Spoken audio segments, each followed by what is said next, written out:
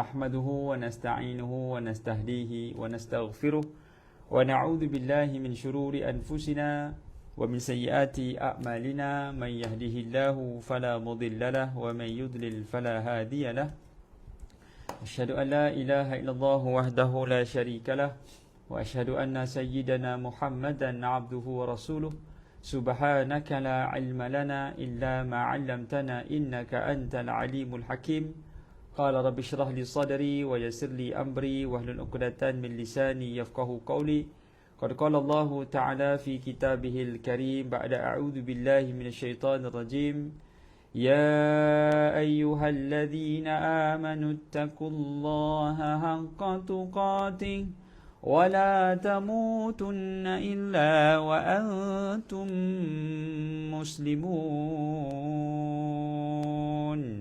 Sadaqallahul azim. Tuan-tuan, perempuan, muslimin, muslimat, sidang penonton yang dirahmati Allah Subhanahu wa taala sekalian.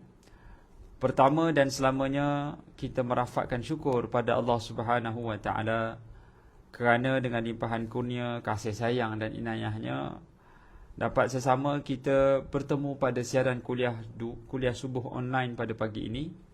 Mudah-mudahan Allah Subhanahu wa taala merahmati dan memberkati pertemuan ini insya-Allah.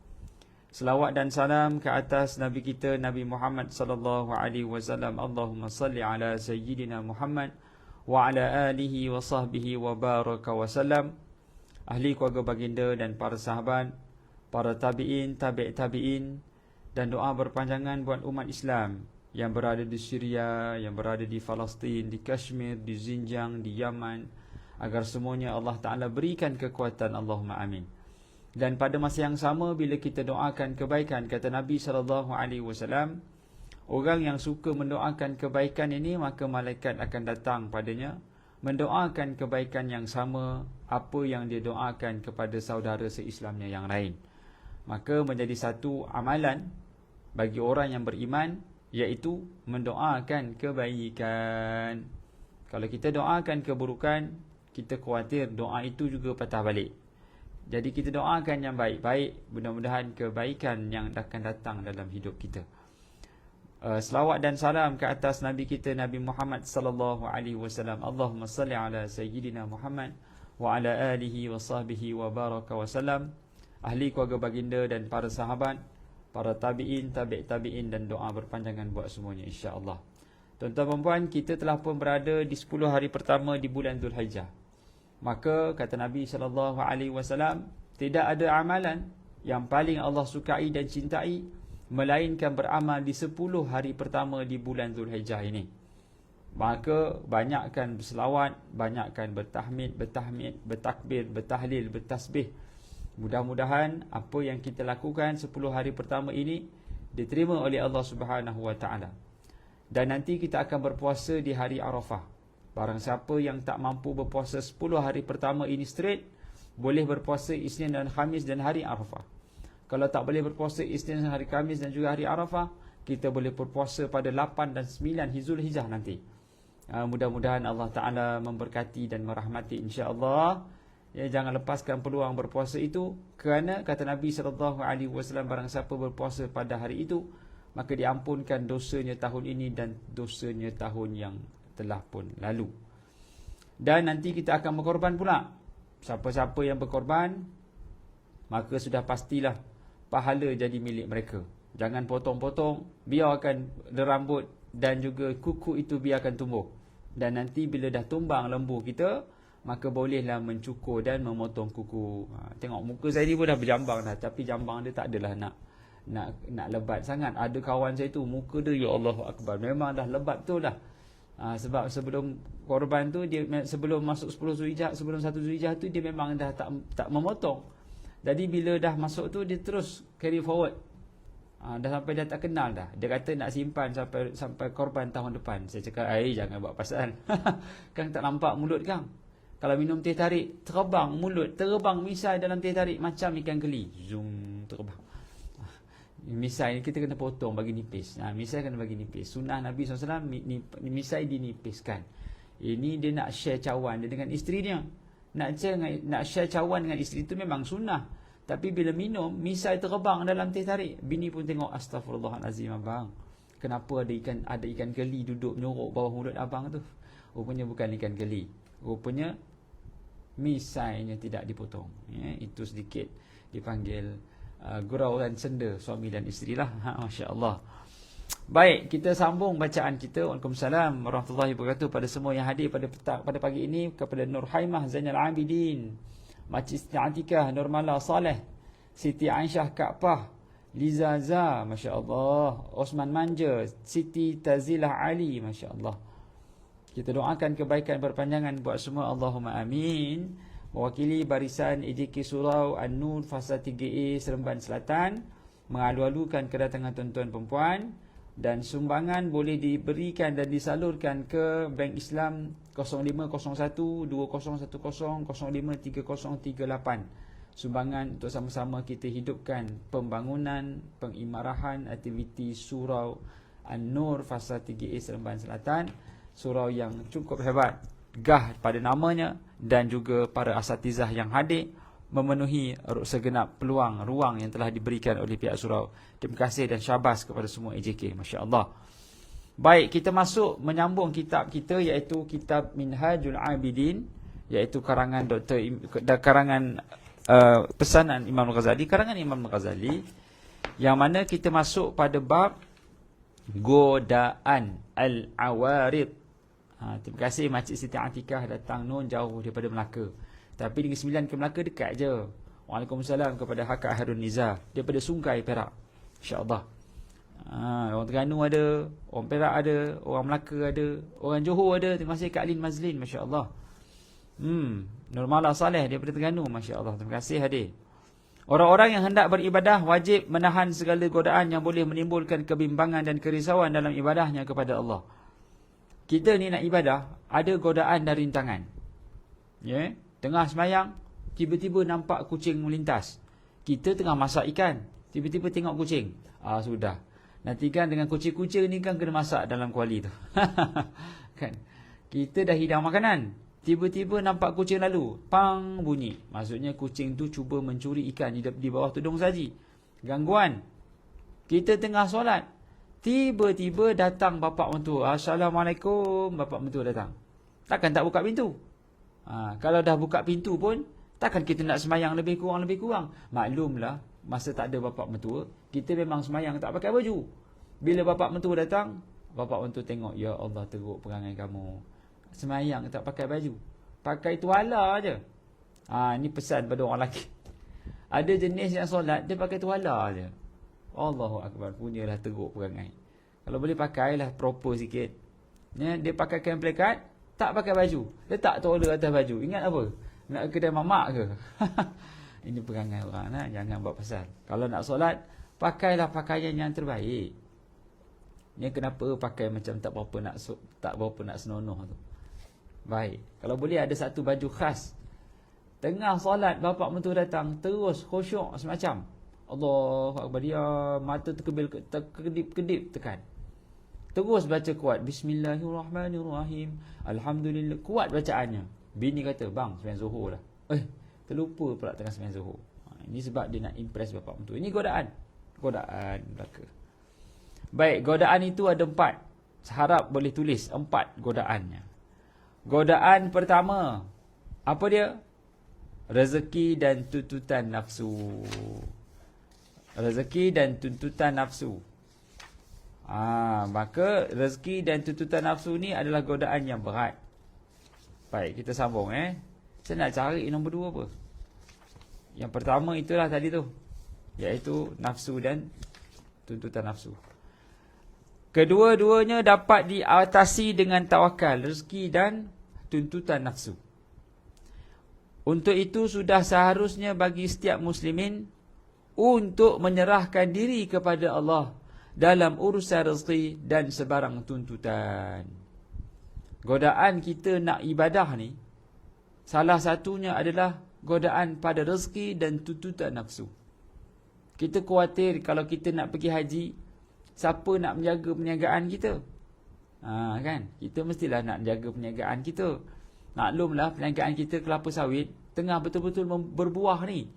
Takkan kita nak pergi haji, nanti siapa nak candat sotong, itu candat sotong. Siapa nak kait buah kelapa sawit? Disebabkan itu, maka kita tak pergi haji. Itu dipanggil tuntutan rezeki ni tadi.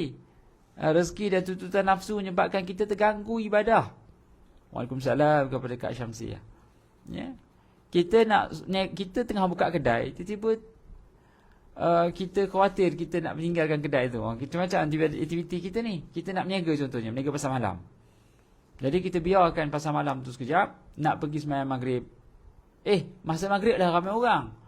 Jadi kita tak sembahyang maghrib, kita jamak aja, jamak takhir, jadi bahaya. Terima kasih pada syuhada ada rezeki dan tuntutan nafsu, godaan ketika ibadah. Baik. Ini disebabkan dua perkara berikut. Kenapa kita tak rasa macam rezeki dan tuntutan nafsu ni menyebabkan kita gundah gulana? Kerana apa? Kerana kita tidak serahkan ia kepada Allah. Kalau kita serahkan ia kepada Allah, kalau di Saudi tuan-tuan dan puan, kalau di Saudi dengar je azan, dia ambil kayu, dia sempangkan kayu tu. Maksudnya dia tegakkan kayu tu, dia letakkan di atas, dia letakkan sengit dekat depan pintu kedai dia. Dia biarkan kedai dia. Orang pun tak curi. Di Saudi lah. Dan kita tahulah kalau curi di Saudi memang, di Mekah tu kira memang tak tahulah kira kan. Kalau digombak ke di Kuala Lumpur, kalau mencuri tak ada, jauh lah sikit daripada Kaabah tu. Mencuri di Mekah lagi dah teruk perangai. Tapi nak cerita bagaimana orang-orang di Mekah dan di Madinah, kalau bunyi azan, dia letak kayu melentang, letak batu-batu, dah cukup pergi semayang. Kedai tu tak tutup pun, dia letak kayu je. Tanda kedai tu tak ada orang. Tak ada pun orang nak mencuri. Allahu Akbar.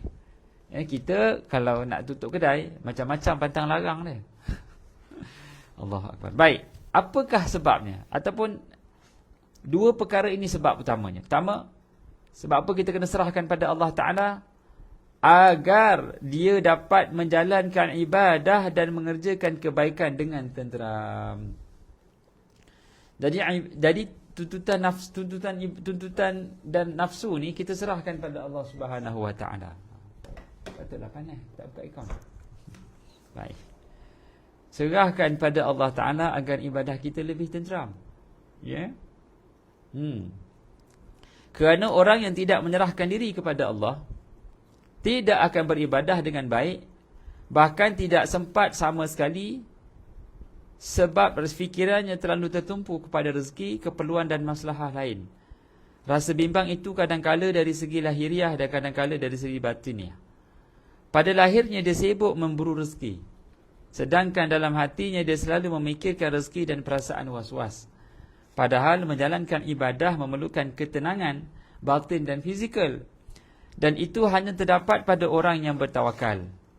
Malah orang yang lemah hatinya berkemungkinan besar tidak dapat menjalankan ibadah dengan tenang, kecuali setelah mendapat rezeki, sehingga dia tidak mampu untuk menyempurnakan urusan-urusan besar dunia maupun akhirat.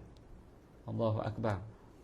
Sebab itu tuan-tuan dan puan, urusan rezeki dan rezeki lah secara umumnya kita serahkan kepada Allah. Rezeki ni Allah punya. Banyak ke sikit ke, syukurlah. Kebanyakan kita ni bila banyak kita seronok, bila sedikit lupa nak bersyukur. Orang yang baik di sisi Allah Ta'ala ataupun orang yang hebat itu, dia banyakkan bersyukur walaupun ujian itu ujian yang berat. Kata pepatah, hitunglah syukurmu di saat kamu diuji. Bila kita senang, bila kita senang, hitunglah sabarmu. Bila kita susah, hitunglah syukurmu. Kita balik. Bila kita senang, hitunglah syukurmu. Bila susah, hitunglah sabarmu. Tapi kalau dah kaya, dah senang. Benda yang senang iaitu syukur. Jadi sabar yang susahnya. Kita balik. Bila susah, sabar yang susah. Jadi hitung yang susah ni. Sabarlah kita, sabar. Bila senang, hitunglah syukur tu. Syukur, Alhamdulillah, Alhamdulillah. Tapi bila dah senang, macam-macam dia nak belanja. Terlupa untuk bersyukur pada Allah Ta'ala dengan ketaatan. Syukur, dia mesti ada dia punya ukuran. Syukur diukur dengan taatnya kita pada Allah. Lagi kita syukur, lagi kita taat. Lagi kita syukur, lagi kita taat. Syukur naik, taat pun naik. Nah, begitu. Syukur kita naik, ketaatan kita pun naik ke atas. Begitu Maka kalau kita serahkan segala-galanya kepada Allah Subhanahu Wa Taala, ya, maka hati kita akan tenang. Ya, orang yang lemah hatinya berkemungkinan besar tidak dapat menjalankan ibadah dengan tenang kecuali setelah mendapat rezeki, sehingga dia tidak mampu untuk menyempurnakan urusan besar dunia ataupun akhirat. Abu Muhammad mengatakan sesungguhnya keadaan yang berjalan di atas bumi ini ada dua, iaitu tawakal dan yang sembarangan. Tawakal tu dan sembarangan ni kira main-main lah. Ucapan itu mengandungi makna yang sangat luas. Kerana orang yang sembarangan mengerjakan sesuatu perkara sesuka hatinya, asalkan dia mempunyai kekuatan dan keberanian tanpa memikirkan rintangan dan bahaya. Sedangkan orang yang bertawakal pula sentiasa memperhitungkan kekuatan dan kemampuannya terlebih dahulu sebelum dia mengerjakan sesuatu pekerjaan. Dia juga pasti akan mempertimbangkan keadaannya dahulu beserta keyakinan yang mantap terhadap jaminan Allah Subhanahu Wa Taala, sehingga dia menggantungkan sepenuhnya kepada Allah. Subhanallah. Orang yang tawakal pada Allah Ta'ala ni, dia bukan tawakal, minta maaf lah, dia bukan tawakal bodoh-bodoh tawakal. Tapi tawakalnya orang beriman itu, dia akan usahakan sehabis baik, lalu diserahkan pada Allah Ta'ala. Apa elemen tawakal? فَإِذَا عَزَمْتَ فَتَوَكَّلْ عَلَى اللَّهِ.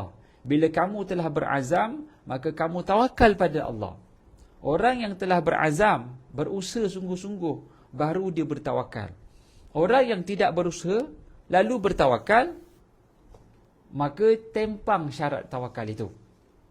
Allah boleh berikan apa sahaja yang Allah berkehendak berikan pada kita, tanpa bergantung kepada sebab wal musabbab. Contohnya, Allah nak bagi kita kaya, tanpa kita usaha, Allah boleh bagi. Allah nak bagi kita sihat, tanpa kita jaga pemakanan, Allah boleh bagi. Allah bagi kita segar, walaupun kita tak tidur, Allah boleh bagi. Tetapi selalunya, sunatullahnya, Allah letakkan sebab. Sebab kenyang adalah makan. Sebab pandai ialah belajar. Sebab segar adalah tidur. Ya, tapi Allah boleh hilangkan sebab ni untuk Allah kurniakan pada kita. Allah boleh buat. Tapi Allah nak tengok tahap tawakalnya manusia dan usahanya manusia. فَإِذَا عَزَمْتَ فَتَوَكَّلْ عَلَى اللَّهِ. Kalau kita usaha, Allah akan berikan. Dan Allah tidak akan menzalimi hambanya yang berusaha. Begitu. Maka orang yang bertawakal akan menghitung kekuatan dan kemampuannya. Ada orang dia tak nak, Ustaz, alah Ustaz, kaya ni Ustaz. Kalau katalah Allah dah takdirkan memang handsome, buatlah macam mana pun, memang handsome. Ataupun saya ni Ustaz, kalau dah ditakdirkan memang kaya, tak payah kerja pun Allah bagi kaya. Kalau Allah dah takdirkan kita miskin, kerjalah teguk macam mana pun, kita tetap miskin Ustaz, oi katanya. Habis tu tak payah usaha, tak payah usaha Ustaz. Kalau Allah bagi juga. Kalau macam tu, kalau dia lapar, hidangkan makanan depannya, kita kata, jangan makan je, tengok je. Kalau tak makan, lapar lah Ustaz. Makanan depan mata, memang kena ambil. Dah tu tahu pun begitu. Dah tahu dah kalau lapar itu memang kena ambil makanan masuk dalam mulut. Sama jugalah dengan benda lain. Kalau nak pandai, kena belajar. Kalau nak berkemampuan, kena bekerja, usaha. Mana boleh duduk je, tadah tangan, Ya Allah, Ya Allah, Ya Allah, tapi tidak berusaha. Allah nak tengok pada usaha. Itu konsep tawakal yang benar, iaitu meletakkan sebab. Sedangkan Nabi SAW juga menggunakan konsep usaha sebelum bertawakal. Ya, apa yang Nabi buat? Konsep usaha ni. Ingat tak dalam peristiwa Fathul Makkah? Nabi SAW merancang peristiwa Fathul Makkah ataupun peristiwa hijrah Nabi ke Madinah. Nabi duduk U-turn mula-mula malam tu, Nabi SAW panggil Sayyidina Ali untuk baring di atas katil Nabi. Kemudian Nabi keluar daripada rumah, Nabi duduk di Gua Hira bersama dengan Abu Bakar. Nabi duduk 3 hari 3 malam di situ. Abu Bakar panggil 2 orang anaknya, Asma dan Abdullah. Kemudian Nabi panggil pemandu jalan.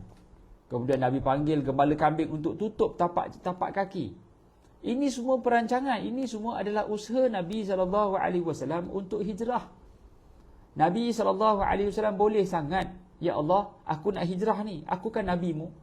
Boleh tak menangkan aku, sampaikan aku di Madinah? Boleh. Tetapi Nabi gunakan konsep usaha untuk sampai kejayaan. Sebab itu usaha ni dipanggil tangga kejayaan tak, tapi usaha yang maksudnya bersungguh lah. Ada perancangan. Kata pepatah Arab, az-zalim bin nizam ataupun al-haq bila nizam yaghlubuhu al-batil bila nizam. Kebatilan yang tersusun akan mengalahkan kebenaran yang tidak tersusun.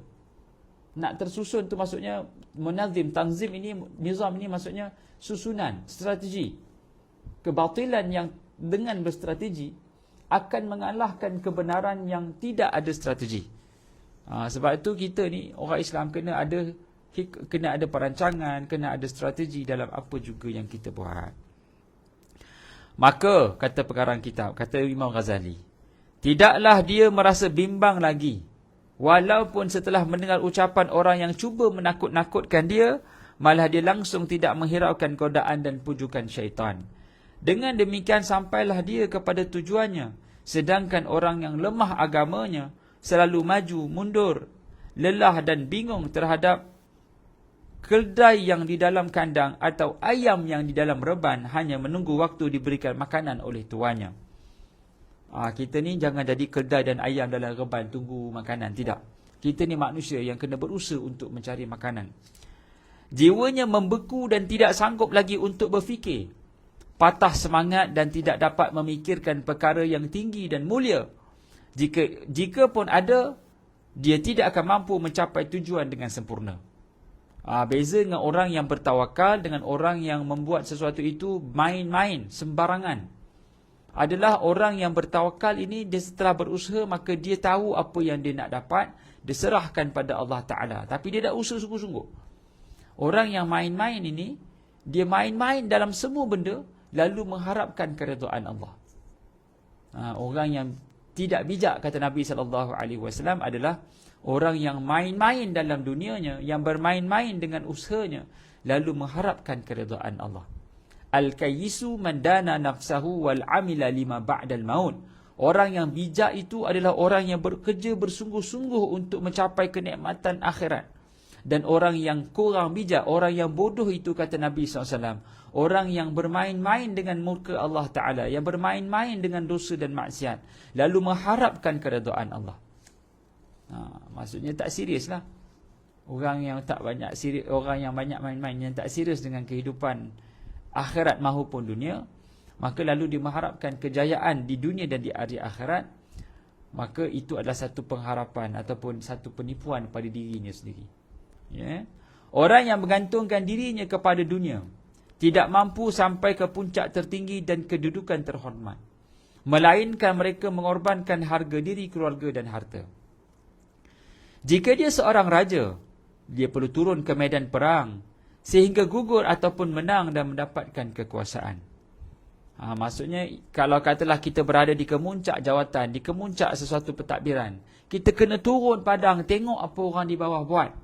Macam cerita Zulkarnain. Allah rakamkan ceritanya di dalam suratul Kahfi. Waalaikumsalam bagi semua yang hadir dan yang memberi salam. Kalau kita tengok dalam suratul Kahfi, apa sifat Zulkarnain? Ada 4 sifat Zulkarnain. Boleh catat. Yang pertama, dia seorang raja yang suka turun padang. Cerita Zulkarnain ni cerita seorang pemimpin yang turun padang, yang nak memastikan orang di bawahnya mendapat kebaikan. Yang pertama, dia pergi ke timur, dia pergi ke barat, pergi ke jumpa kaum yang tidak difahami kata-kata mereka. Kalau kita berada di kemuncak jawatan, kena turun bawah, tengok apa yang berlaku di bawah. Itu yang pertama. Itu konsep tawakal tu. Kita nak syarikat kita maju, tapi kita tak turun bawah, menyelami masalah orang di bawah, maka pening lah. Pening.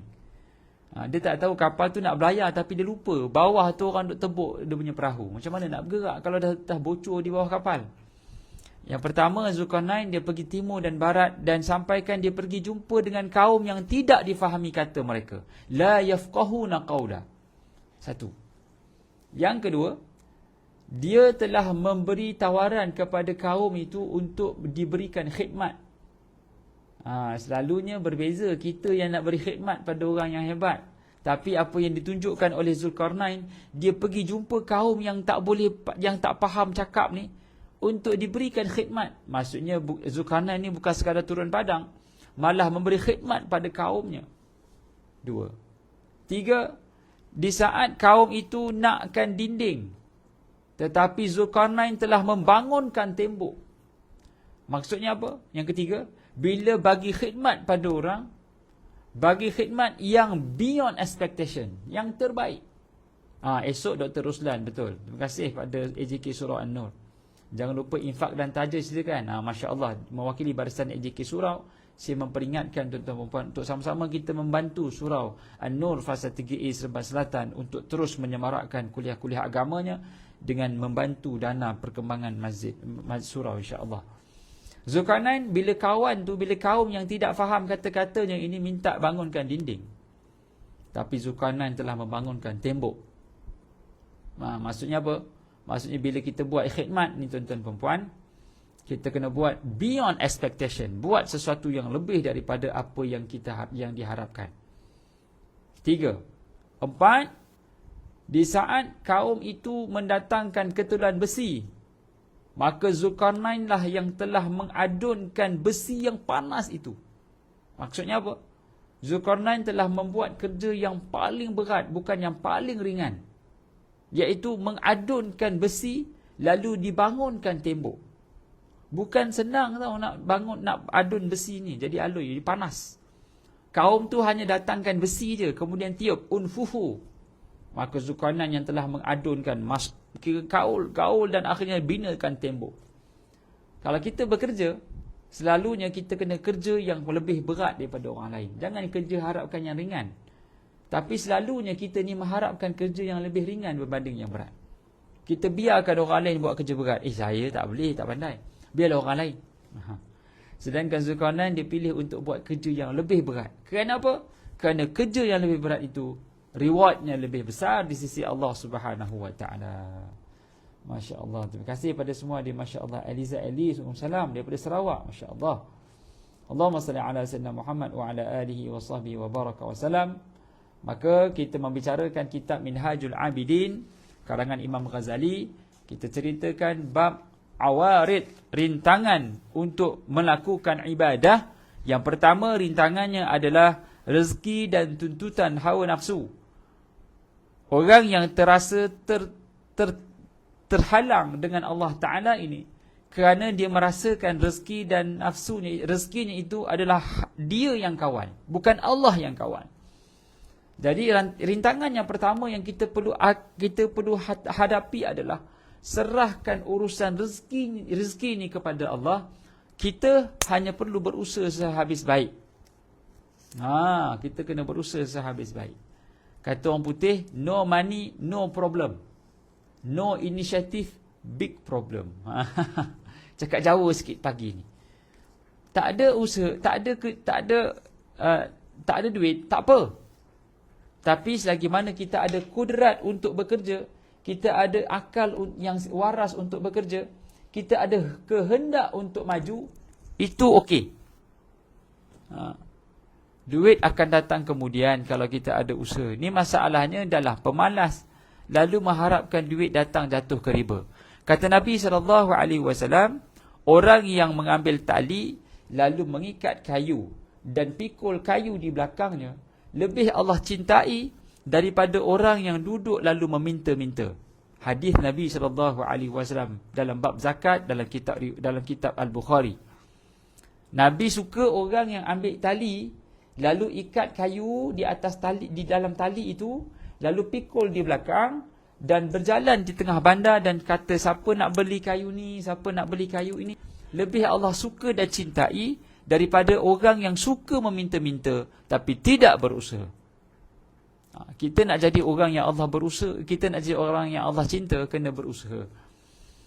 Fa idza azamta fatawakkal 'ala Allah. Tapi kadang-kadang kita ni nak mudah kan. Kalau nak mudah kita minta je lah. Bagilah RM3. Nak RM3 boleh tak RM3? Bang, saya lama tak makan bang, RM5 please. Dia main minta aje. Kita pun bagi RM5. Lepas tu orang yang sama pergi kereta sebelah. Bang, saya nak makan bang, RM5 please. Dapat RM5. Pergi kereta depan. Dalam tempoh sejam tu saya kira-kira dia dapat RM200 dah. RM5. Orang kesian. Kita tak adalah nak kedekut sangat. Kita bagi jugalah. Tapi dia guna kesempatan itu. Ada orang dapat sehari RM700 tau. Jadi peminta zakah ni RM700 sehari dapat. Kaya. Dia tak minta sedekah dekat tempat dia kerja. Dia tak minta sedekah tempat dia tidur, tempat dia hidup. Dia minta sedekah kat tempat lain. Dekat mana-mana lah. Kalau contohnya duduk di Kuala Lumpur, dia minta dekat Kelang. Kalau dia kerja dekat Seremban, dia minta dekat Senawang. Jadi dia minta bang, RM3 bang, RM3. Dia tak usahanya adalah usaha meminta.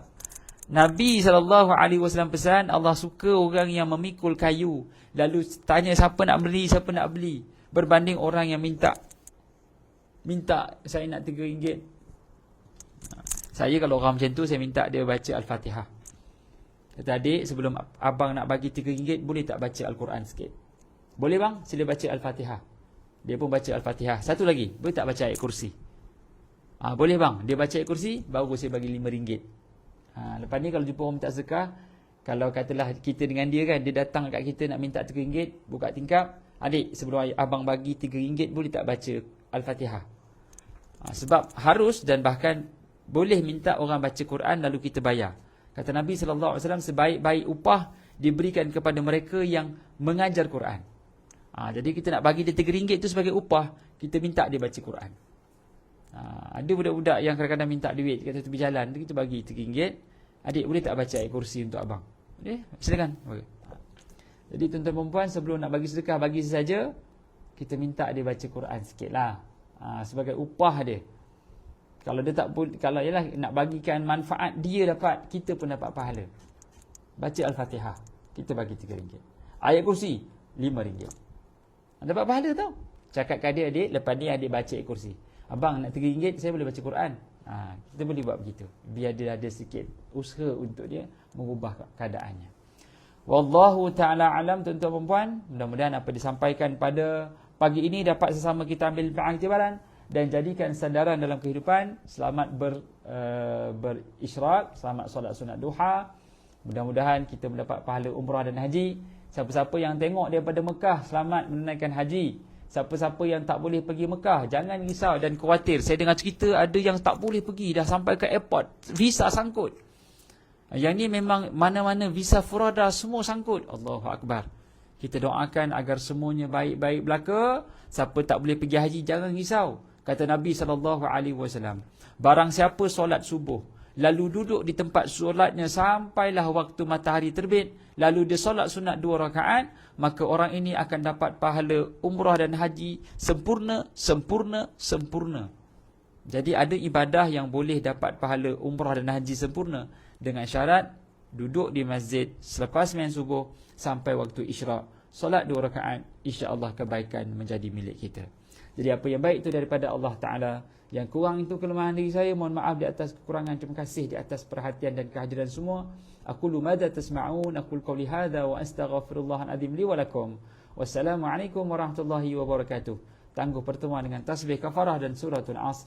Subhanakallahumma wa bihamdika asyhadu an la ilaha illa anta astaghfiruka wa atubu ilaik. Bismillahirrahmanirrahim. Wal 'asri innal insana lafi khusr illa alladhina amanu wa 'amilus salihat wa tawassaw bil haqqi wa tawassaw bis sabr. Visa furada tu Hakak Harun Niza, visa lah visa. Visa nak pergi umrah kan visa Saudi. Furada ni, furat ni satu, infirad, individu.